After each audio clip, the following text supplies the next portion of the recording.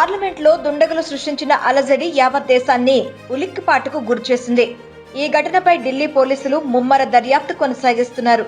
విచారణలో నిందితుల గురించి కీలక విషయాలు వెలుగులోకి వస్తున్నాయి. లోక్సభలో పట్టుబడిన మనోరంజన్ అనే వ్యక్తి ఈ ఘటన మొత్తానికి మాస్టర్ మైండ్ అని పోలీస్ వర్గాలు వెల్లడించాయి.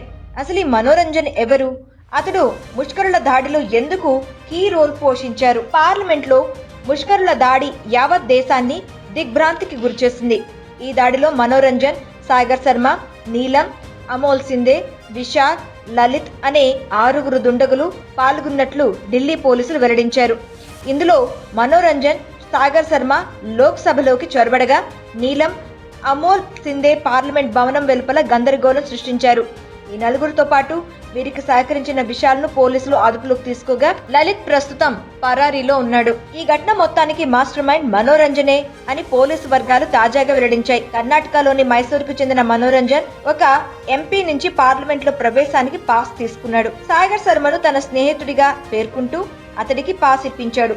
అతడి పిలుపుతోనే మిగతా వారు కూడా ఈ ఆందోళనలో పాల్గొన్నారని పోలీసులు గుర్తించినట్లు సమాచారం. ఈ ఏడాది జరిగిన బడ్జెట్ సమావేశాల సమయంలో మనోరంజన్ పార్లమెంట్ వద్ద వెక్కి నిర్వహించినట్లు పోలీస్ వర్గాలు పేర్కొన్నాయి. మనోరంజన్ తీరు మావోల భావాజాలంతో పోలి ఉన్నట్లు తెలుస్తోంది. దీనిపై పోలీసులు దర్యాప్తు జరుపుతున్నారు. ఈ ఘటన సమయంలో లలిత్ కూడా పార్లమెంట్ ప్రాంగణంలోనే ఉన్నట్లు పోలీసులు గుర్తించారు. పార్లమెంట్ సమీపంలో నీలం, అమోల్ ఆందోళనలు చేస్తుండగా ఆ వీడియోను లలిత్ ఫోన్ లో రికార్డ్ చేసినట్లు తెలిసింది. భద్రతా సిబ్బంది వారిని పట్టుకోగానే నిందితులందరి ఫోన్లతో లలిత్ అక్కడి నుంచి పరారైనట్లు పోలీస్ వర్గాలు పేర్కొంటున్నాయి. అనంతరం ఆ వీడియోను పశ్చిమ బెంగాల్ కు చెందిన ఓ ఎన్జీఓ సభ్యురాలికి పంపినట్లు సమాచారం.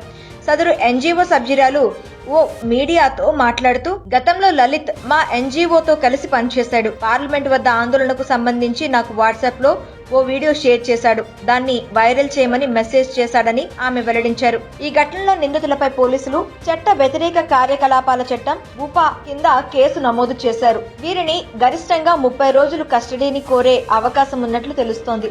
అదెలా ఉంటే, ఈ దాడికి సంబంధించి కీలక పాత్ర పోషించిన మనోరంజన్ ఎవరనేది సర్వత్రా చర్చనీయాంశంగా మారింది. పార్లమెంట్లోకి ప్రవేశించిన నిందితుల్లో ఒకరైన మనోరంజన్ కర్ణాటకలోని మైసూర్ వాసి. ఇతను 2016లో బీటెక్ పూర్తి చేశాడు. కుటుంబానికి చెందిన వ్యవసాయాన్ని చేసుకుంటున్నాడు.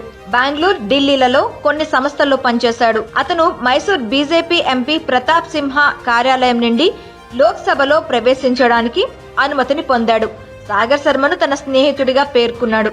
లోక్సభలోకి చొరబడిన వారికి పాసులు ఇచ్చారని ఆగ్రహం వ్యక్తం చేస్తూ బీజేపీ ఎంపీ ప్రతాప్ సింహ కార్యాలయంపై కాంగ్రెస్ కార్యకర్తలు దాడికి దిగారు. గోడలను ధ్వంసం చేయడానికి ప్రయత్నించగా పోలీసులు అడ్డుకున్నారు. మరోవైపు లోక్సభ చొరబాటు ఘటనను ఖండిస్తూ విధానసభ సమావేశాల్లో కర్ణాటక ప్రభుత్వం తీర్మానం చేసింది. ఈ ఘటన పార్లమెంట్ భద్రతా వైఫల్యాన్ని తేటతెల్లం చేసిందని కాంగ్రెస్ ముఖ్యమంత్రి సిద్ధరామయ్య వ్యాఖ్యానించారు. అయితే ఈ దాడులతో తమకు సంబంధం లేదని బీజేపీ అనుబంధ రైతు సంఘాలు ఖండిస్తున్నాయి. సంయుక్త కిసాన్ మోర్చాకు గాని, భారత్ కిసాన్ యూనియన్ కు గాని ఈ ఘటనతో ఎటువంటి సంబంధం లేదని స్పష్టం చేస్తున్నాయి. మరి బీజేపీ ఎంపీ వారికి పాస్ ఎందుకు మంజూరు చేశారు? కానీ ఈ ఘటనతో మోదీ సర్కార్ ఒకంత డిఫెన్స్ లో పడినట్లు కనిపిస్తోంది.